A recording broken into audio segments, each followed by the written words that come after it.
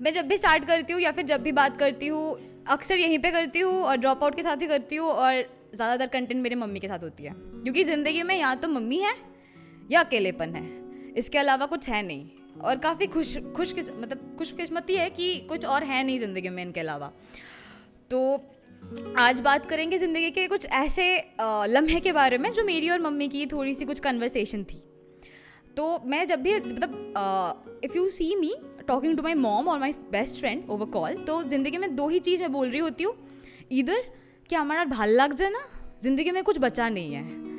तो mom is very like it's okay, इसका तो हर वक्त यही फेज़ है कि इसको ज़िंदगी में कुछ अच्छा नहीं लगता है। तो व्हाट आई डू, जब भी मुझे बहुत लो फील होता है, जब भी मुझे लगता है कि ज़िंदगी में कुछ सही नहीं हो रहा है, तो मैं ना भगवद गीता का कोई भी चैप्टर में से कोई भी वर्स उठा के पढ़ लेती हूँ। ऐसा नहीं है कि मुझे एकदम से रिलेट करके पढ़ना होता है, इट्स लाइक कि एनी चैप्टर का एनी वर्स पढ़ लेती हूँ। और क्या होता है कि आपके जहन में एक ऐसी चल रही होती है कि किसी ने आपको स्ट्रेस पहुँचाया है, बहुत डिप्रेस्ड हो आप, किसी से लड़ाई हुई है, किसी ने आपको ख़राब बातें बोली है, बट देन आपने कुछ ऐसी पढ़ी है, एक ऐसी पंक्ति जिसका अर्थ आप ढूंढने जाते हो और आपको ज़िंदगी का मतलब और उनका वैल्यू बहुत अच्छे से समझ में आती है ना, the whole thing is diverted. सोचो 2 मिनट पहले मैं परेशान थी, गाली बक रही होती थी किसी को, 2 मिनट बाद मैं ज़िंदगी में सुकून ढूंढ रही होती थी। अरे क्या खूबसूरत सी लाइन है। तो आज हम बात करेंगे चैप्टर 2 वर्स 47, जहाँ पे कहा गया है कि आप कर्म करते जाओ, फल की चिंता आप ना करो। तो अभी हाल फिलहाल में अगर हम लगभग सभी तो यहाँ पे इंडियन फैमिली से है, तो बचपन लाइक 90s के किड को पता है कि तब की टाइम की सेविंग्स होती थी, मिट्टी की बाहर या फिर प्लास्टिक की बाहर में हम पैसे जमा करते थे, पिगी बैंक्स, है ना। मेरी मम्मी आज भी करती है। तो उनको वैसे बैंक में उनके पैसे है, पर उनको वैसे भी जमाना होता है और फिर भी उनके पास पैसे नहीं होते हैं। How lucky she is. तो वो मेरी इंस्पिरेशन है। मैंने भी अब स्टार्ट किया, क्योंकि सबको पता है कि लगभग जो लोग मुझे जानते हैं कि मैं वेरी ग्रेट महादेव भक्त, तो मैंने भी अपनी बाहर अलग से करी है, मैं भी वहाँ पे पैसे जमा करती हूँ। तो हाल फिलहाल में ऐसा हुआ था कि स्पिल पोट्री की समर स्लैम चल रही थी, इफ़ यू गाइज रिमेंबर। हम सब ने पार्टिसिपेट किया था and I was damn excited, like मैं तो फुल ऑन एक्साइटेड थी उसमें, लाइक स्पिल का समर स्लैम। और ऐसा लग रहा था ना गाइज कि दिस इज़ इट, शायद मैंने कर लिया है ज़िंदगी में, अब सिर्फ रिटर्न की टाइम है, अब मिलेगा ज़िंदगी में, अब पाने की बारी है। Shri just relax and sit back, you'll get. तो फिर मम्मा और मेरी कन्वर्सेशन चालू हुई, तो उन्होंने कहा कि पता है ये जो पॉट होती है, जहाँ पे वो पैसे जमा कर रही थी, तो शी सेड कि पता है ये पिछले टाइम पे ना इसी टाइम तक भर गया था पूरा और बहुत हेवी हो गया था। हाँ, तो इस बार का क्या सीन है? तो शी सेड कि यार देख, इस बार का ना भर नहीं रहा है, लाइक उस हिसाब से उसी टाइम पे जो भर गया था, हेवी था, इस बार वो आधा तक भी नहीं हुआ, हेवी नहीं हुआ है। मुझे पता था सीन क्या था, पर मैंने उनसे कहा कि आपको ऐसा नहीं लग रहा है कि वक्त ही शायद खराब है? होता है ना कभी कभी इंसान के साथ। देखो, हमारी this is the place with drop out. मैंने लास्ट टाइम पे एक बात कही थी कि ज़िंदगी में ख़राब चीज़ें होती है ना, तो हम सिर्फ ख़राब चीज़ को ही देखते हैं। हम चाहे लाख अच्छा हो तो उसको नहीं देखते हैं, नहीं देख पाते, हम अंधे हैं, क्योंकि हम चूतिए भी हैं, वो अलग बात है।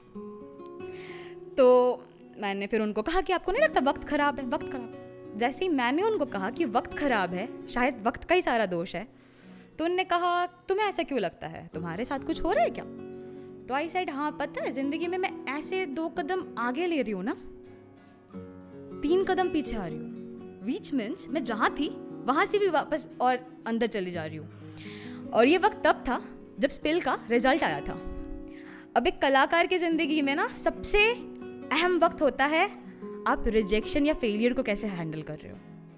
सक्सेस तो मिल जाएगी कभी ना कभी, कैसे ना कैसे, हर कोई कर रहा है अपने ज़िंदगी में तरक्की, पर फेलियर और रिजेक्शन खतरनाक है। और जब मेरा रिजल्ट आया था ना, Amit knows is very well, I was so shattered यार। मेरा सिलेक्शन नहीं हुआ था, दिल नहीं, मानो मैं टूट गई थी। क्या नहीं हुआ, कैसे नहीं हुआ? आई वाज लाइक डम फक, लाइक एकदम से नम चली गई मैं। और ऑफिस भी नहीं था उस दिन, मेरे को भूतनाथ टेम्पल जाना था, मैं वहाँ भी नहीं गई। मैं बहुत सैड हो गई, अमित से शेयर करी, मम्मा को पकड़ के मैं बहुत रोई थी। तो तो फिर बैक टू द ट्रैक आते हैं। उनने कहा तो तुम्हें लगता है कि तुम जिंदगी में 2 कदम आगे ले रहे हो तो 3 कदम पीछे जा रहे हो? तो मैंने कहा हाँ बिल्कुल। तो उन्होंने कहा तुम्हें क्यों लगता है, why is it happening to you, why with not somebody else? मैंने कहा कि अभी तो कहा ना आपको वक्त। तो अच्छा वक्त का दोष है, वक्त खराब है, तुम्हारी कोई गलती नहीं होगी है ना, तुमने तो सब सही किया होगा, तुम तो कहीं लैक नहीं कर रही थी। And after saying that she was just waiting for the answer, she already knew कि उनको क्या सुनना था। तो मैंने कहा शायद अब सही हो। तो वो कहती है बहुत प्यार से कि शायद मैं कौन सी वाली सही हूँ, कि वक्त खराब है तुम्हारे इस बात को एग्री करने से सही हूँ, या तुम्हें ये मानने पे मजबूर करने के लिए सही हूँ कि शायद तुम्हारी गलती अभी भी रह रही है कहीं। तो मैंने कहा हाँ, इसमें सही हो कि आई एम स्टिल लैकिंग इन। तो वो कुछ बोलती नहीं है, बस बहुत सी इनोसेंट से लुक के साथ ऐसे स्टेयर करती है कि you are still lacking in what? And I continued, I am still lacking in कि मेरे को लग रहा था आर्टिस्ट की ज़िंदगी में बेस्ट होता है, आर्टिस्ट की ज़िंदगी में ना बेस्ट नहीं होता है, बेटर होता है। हर वक्त हर स्टेज के साथ आप बेहतर बनते जाते हो और बेहतरीन करते हो, बेस्ट कर दोगे, मैं अपना बेस्ट पीस दे दूंगी तो कल से मेरे को कोई नहीं बुलाएगा शो पे, तो कोई नहीं बोलेगा यार आ जाओ परफॉर्म करो। आर्टिस्ट हमेशा बेटर देता है, एक के बाद एक। और मेरी मानो मेरे लिए ना, मेरे को लगता है आर्टिस्ट को कुछ नहीं चाहिए, स्टेज, माइक, सुनने वाला लोग। एंड व्हाई इज इट वो very much important to me? मेरे को जिंदगी दी है यार स्टेज ने। जब जिंदगी में कोई नहीं था, कुछ नहीं था ना, सब खत्म था, स्टेज ने ऐसे हाथ पकड़ के बोला है कि चल let's give it up for a new beginning. मुझसे कोई पूछता है ना कि आप क्या करते हो, मैं सिर्फ इतना बोलना चाहती हूँ, लिखती हूँ और सिर्फ लिखती हूँ, क्योंकि मुझे लिखना आता है, लिखने से मुझे सुकून आता है। मैं जो दुनिया को नहीं बोल पाती हूँ ना, वो मैं लिख के बोल देती हूँ। मुझे किसी और से गिले शिकवे नहीं है, मैं बहुत कम पंगे लेती हूँ क्योंकि मैं स्टेज पे सारे गिले शिकवे उतार देती हूँ। तो मम्मा ने कहा तो फिर क्या कहना चाहती हो, क्या करना चाहिए इंसान को? मैंने कहा आपका जो ये पॉट है ना, पिछले बार का ना छोटा था मम्मा, 6 महीने में फुल हो गया था, इस बार का आपने ख्याल करा उससे बड़ा है। खुद ही कहती है कि हाँ सही कह रहा है, इस बार का तो बड़ा था। तुम तो 6 महीने में कैसे भरेगा यार, उसको 12 महीने देना पड़ेगा ना। तो मतलब ओवरनाइट चीज़ें तो होती नहीं है, 6 महीने में आप जो चीज़ को कर लोगे और 12 महीने का काम भी 6 महीने में करने का सोचोगे तो होगी नहीं ना यार। तो फिर उनने कहा इतना समझ में आ गया तो तुम बताओ ज़िंदगी में अब आगे क्या करना है? तो मैंने कहा एक चीज़ मैंने सीखी है। तो उन्होंने बहुत शांति से पूछा क्या चीज़? तो मैंने कहा the moment you will stop expecting you will start accepting. आप जब जिंदगी में उम्मीद लगाना छोड़ देते हो ना कि ये मिलेगा, ये मिलना चाहिए, आई डिजर्व दिस, उस वक्त अब अपनाना चाहते हो कि मुझे ये मिल रहा है, ये काफ़ी है। अगर स्पिल की नहीं हुई थी तो मेरे को अमित ने बुलाया था यार गेस्ट परफॉर्मर में, फराज ने बुलाया था जज करने के लिए, टेप पर टेल लीड कर रही हूँ, कुछ ना कुछ तो कर ही रही हूँ, पर ये देखने की हिम्मत नहीं थी तब। तो मैंने एक लॉन्ग वीकेंड वाला पोस्ट डाला कि आई एम नॉट सेलेक्टेड, और यही कह के डाला कि यार कैप्शन थोड़ा बड़ा है पर पढ़ के जाना। यही अगर मैं जीत जाती तो अभी तक 50 स्टोरी, 100 DM अटैक्स और 1000 पीपल को कॉल करके बता चुकी होती I made it to Mumbai. तो हार गई हूँ तो क्यों दुनिया को नहीं बताना है कि मुझे अभी और बेहतर करना है, ये क्यों दुनिया को नहीं बताना है? तो मम्मी ने कहा तो फिर तुमने अगर एक्सपेक्ट करना बंद कर दिया है तो तुमने ज़िंदगी में क्या सीखा है एक्सपेक्ट नहीं करने से? तो मैंने कहा है the moment I stop expecting I saw I am happy which is more important. हम कहते हैं ना पैसों से खुशियाँ नहीं खरीद सकते, विच इज़ वाई हम ये मानते हैं कि खुशियाँ इज़ मोर इम्पॉर्टेंट देन पैसा, राइट गाइज? तो मैंने यही कहा मम्मा को कि जब मैंने उम्मीद लगाना छोड़ दिया ना चीज़ों से, मैं खुश रहना सीख गई। जब आप एक्सपेक्ट नहीं कर रहे हो तो तब छोटे छोटे हर चीज़ जब अपनी ज़िंदगी में हो रही होती है ना, उसे अपनाने लगते हो और वो आपको खुशियाँ देती है ज़िंदगी में। तो वो बहुत एक होती है ना कि आप देख पाते हो कि your mom right just sitting right in front of you and feeling very proud of you, पर वो दिखाती नहीं है। मतलब 10 लोगों के सामने वो गाली दे देगी, इट्स फाइन, अकेले में मेरे को 1-on-1 भी बोल देती है ना कि वो मेरे लिए प्राउड है, मेरे लिए बहुत है। भाई वो 100 से अलग है। वो मेरे को नहीं बोलती है शादी करने के लिए, उसको पता है कि मैं वो शोरूम का वो प्रोडक्ट हूँ जिसे दिखा के बोलते हैं कि वी हैव दिस प्रोडक्ट, आपको चाहिए दूसरा दे देंगे, this is not for sale, क्योंकि वापस दे के जाएंगे मुझे।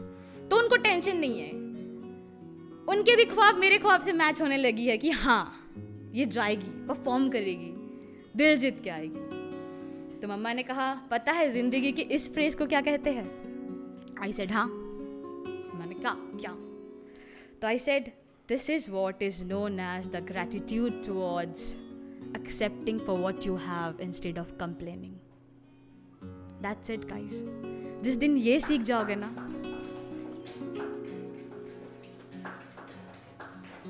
जिस दिन ये सीख जाओगे ना कि एक्सपेक्ट नहीं करना है, एक्सेप्ट करना है, जिंदगी आसान हो जाएगी। तो उनने फिर इन सब के बाद भाई थोड़ा सा 5 लाइन की एक चीज़ कही थी कि हमेशा याद रखना, जो मैंने पहले सुनाई हुई है, बस ये कहानी नहीं सुनाई थी आप लोगों को पीछे। ये कहानी के साथ अब ये लाइन कहना चाहूँगी जो उन्होंने कहा था, और हमेशा याद रहेगा कि पता है ना तुम गिरोगे, फिर भी याद रखना उठना है ज़रूर। तुम मुरझाओगे भी, पर अगर तुम्हारा खिलना लिखा है तो तुम खिलोगे ज़रूर। तुम्हें खुद की सुकून खुद ही बनना है, खुद में खुद की जुनून ढूंढना है। और हाँ, कुछ भी हो जाए ज़िंदगी में हमेशा याद रखना, हार कभी ना मानना, बस हिम्मत कभी ना हारना, कि पता है ना तुम गिरोगे, फिर भी उठना है ज़रूर।